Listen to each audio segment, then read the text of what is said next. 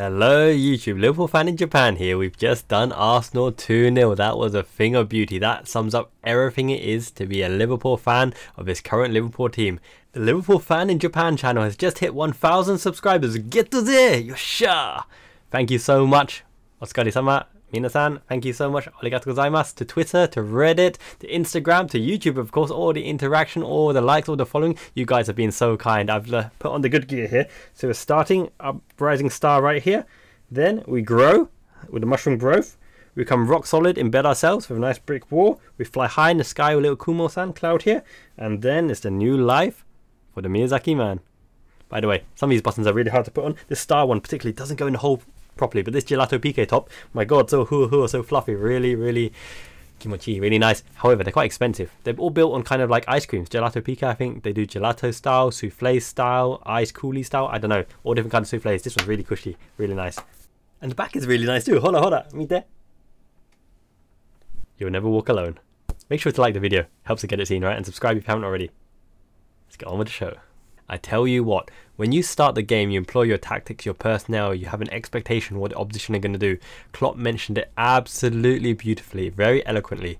What can you do? You don't expect Arsenal to set up with two 10s in a 4-2-2-2 formation. Basically, the two 10s were the predominant threat for the centre, and two forward players played very much out wide. So a very staggered approach. Arsenal created many chances.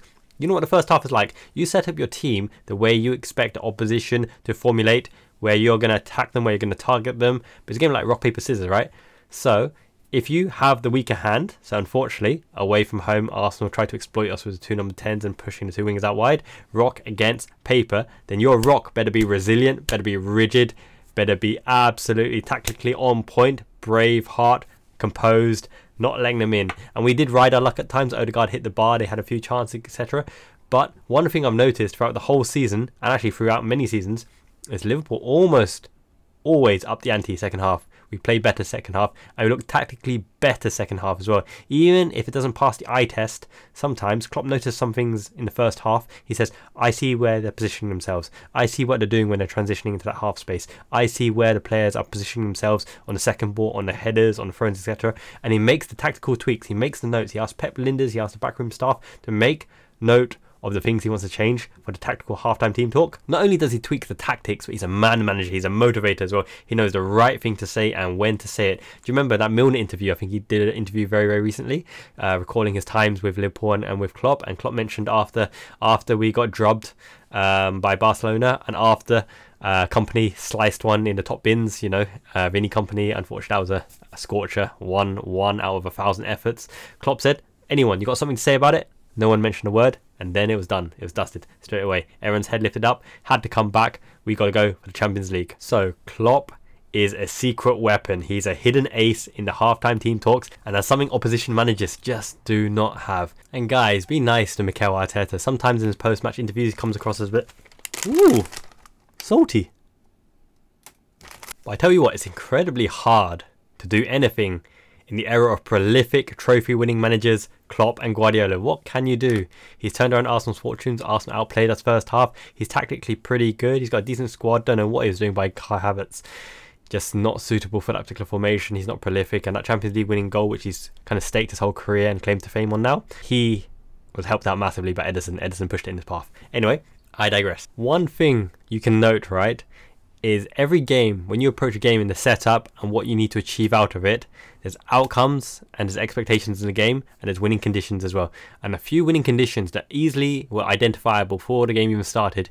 Kiwior always has a mistake in him. He can be a liability at times. He's not the best offensively, so if he was playing, he's one to target.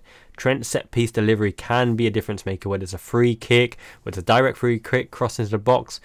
Put them two together, as well as Ramsdale being a bit flappy and not dominant in the air. There's some Liverpool win conditions right there. And what happened? Trent, delivery, Kiwior, mistake, and Ramsdale flapping. No man's land. Winning conditions met. How did we achieve that winning conditions? Heart, bravery, tactical acumen, Konate being absolutely solid and a beast. And did you see how much we wished Wataru Endo-san, right? Endo obviously leading out Japan in the Asia Cup. we dominated the midfield with Endo-san in place. Now McAllister is a different type of player, and he's got to come to form, come to prominence again. He's been out for a little time. He's a different style of player. He's a more silky player. It's going to be end-to-end, box-to-box when you play against McAllister, and when McAllister is in the field penetrating your back line with the through balls as well. But obviously he's not a destroyer type like Endo. He's not in the face, right? So they do not fear having McAllister in there as much. But obviously they've got to be more defensively alert because he can play the ball over the top slightly better than Wataru Endo. Saying that though, I think he held his own. In fact, our whole midfield did pretty good. I mean, Curtis Jones did, was it Ben White, an absolute dirty. He did a roulette spin, absolutely done him, and Ben White didn't even get a yellow card. Speaking of yellow cards, Odegaard was like profanity found in the ref's face, absolutely screaming, shouting his head off, as were many of the Arsenal players. No yellow card. And Harvey Elliott, one wave of the arm. Oh, that's got to be a yellow card straight away. Look at the kid petulance right there. Don't know what it is. What can you say? Double standards. And I did say that I expect Liverpool win here, and Klopp had to go for it. Had to go for it. Not because you don't deprioritise FA Cup and fixture congestion and all the other issues. It's because Arsenal are, whether you like it or not, a direct rival for the Premier League title. They're right there, thereabouts at the top of the table. You got to face them again at Emirates. This will be a hammer blow, a huge psychological blow, which Arteta has to put right at the Emirates. But what can he do? He's got the same batch of players. I don't think they will splash out for a world-class striker. They might get a lone player in. It might be someone like Trossard again. Who knows, you know, what kind of signings, what kind of bankroll they've got, because they did splash out in the summer. I mean, Havertz, Rice, it ain't cheap, bro. Talking about that, these players aren't reliable. I don't think Arteta can really look at his squad in the face and go, you know, I will stake my whole job survival on your broad shoulders to carry me in a scruffy 1-0 victory, etc. Because Bukayo Saka is not a Mo Salah. Martinelli is absolute fire, but inconsistent because he got pocketed by Conor Bradley. Conor Bradley came on and showed what he's all about. He stuck to the task. He's absolutely dogged, determined, sticks to you like glue, puts his body in the way. He's got composure, he's got calmness. He played the ball out of trouble. He goes around the back as well. Conor Bradley is solid as a first backup option, which means we don't need Gomez back at right back anymore. Gomez playing left back is sensational. I know he lost the ball on one of the presses. Nothing came of it. It was probably Arsenal's best chance. However, this is the tactical genius effect of the Jurgen Klopp. Jurgen downplays it in press conferences. I'm the normal one. Don't treat me any special. Talks a bit goofy, and this is what we need to do, and this is what Liverpool need. But behind the scenes, he's got it. He's got the spark. He's got a gem of a mind, and I'll tell you why. Do you remember Alvaro Arbeloa, right? Left back. He always played right back, but left back against Barcelona to cut out the Messi threat because Messi cuts in with his left foot from the right wing. Joe Gomez blocking the Bukayo Saka threat. Bukayo Saka played poor, but it wasn't because he's naturally poor or just had a bad game. Gomez made him look poor. This is what Gomez does to people who want to invert and cut inside. Now, you want to go around the outside, Gomez can do that too. He's fast, he's a natural defender, he's athletic, he's got great agility, he's pretty decent in the air as well. Gomez can cover all bases. So when you're playing against a left-footed right winger like Bukayo Saka, against a Mo Salah, for example, against a Jared Bowen, Gomez is actually ideal to be left back. Sometimes better than Tsimikas or Robertson. Now Robertson is a brave heart. Robertson can probably deal with it. And Tsimikas, to his credit, has been absolutely bang on form and consistent and covered us for that whole period as well. But don't doubt Gomez, a legitimate option across the whole back line. Because Gomez, baby, he's on fire this season. Credit to his name. I bigged him up at the start of the season when other people wanted him gone. People have been backtracking and saying, no, he's doing good this season. Yeah, the reason why I didn't back him in the summer was because previous form, he's always got an error in him. When you don't play every week, anyone's got an error in them, even Van Dijk or whoever. You get consistency by being on the pitch, and your body becomes familiar, muscle memory of the moves you need to make, and that split-second instinct and that adrenaline and that rush. You can't just train that. The adrenaline, the rush, the tension, the pressure, the stress, the excitement, all of that comes when you're on the pitch. And Gomez has been an ever-present person on the pitch this season, and you can see it in his performances. Now, Arsenal's form, 3 losses in a row. Is it Fulham? Was it West Ham? It's definitely Liverpool. This puts an exceedingly high amount of pressure on Mikel Arteta, Pep Jr., right? Spaniard, El Spaniard. Because imagine if he loses again to Liverpool in the Emirates Stadium, in the away fixture, repeat of this match in the Premier League. How far behind Liverpool will he be? How can he pick up that squad, pick up that team? They don't have a striker. They don't have a consistent goal threat. Gabriel Jesus was injured, and Nketiah isn't the answer at the highest level. Kai Havertz is very hit and miss, and he's not a natural striker at all. Bukayo Saka is not a Salah who gets high figures season upon season. He's a consistent threat. Martinelli blows hot and cold. They don't have a Xhaka rocket from long range. Odegaard chips in every now and again. I guess the defenders as well, set pieces, they've improved a lot there. But where do they really get their goals? And speaking of strikers, Darwin Nunez creates opportunity, creates chaos, recklessness, excitement, enthusiasm, passion, speed, raw attributes. Doesn't matter what you say, just do what you do, Nunez, because we'll back you all the way, because we're winning and going up and up and progressing through the cups. What a star, what a gem. Nunez is helping facilitate this whole system because he's working so hard. It may not be in his natural game to close down, to lead the press, but he's learning and his English is improving. You can really see it, and he wants to be part of the team, a big player for Liverpool. He's giving it his all. I don't care. I wouldn't swap Nunez for anybody. I know I've been criticised by a few people who said, oh, if you don't want to swap Nunez for Mbappe, you ain't a real Liverpool fan. Blood. We was robbed, mate. What you talking about? Nunez can't hit a bundle with a banjo. 5-yard misses. We're winning and we're winning and winning. Nunez is part of that solution. I tell you an analogy, right? People were saying as well, oh, Michael Owen definitely regrets going to Real Madrid that season. He could have won a Champions League.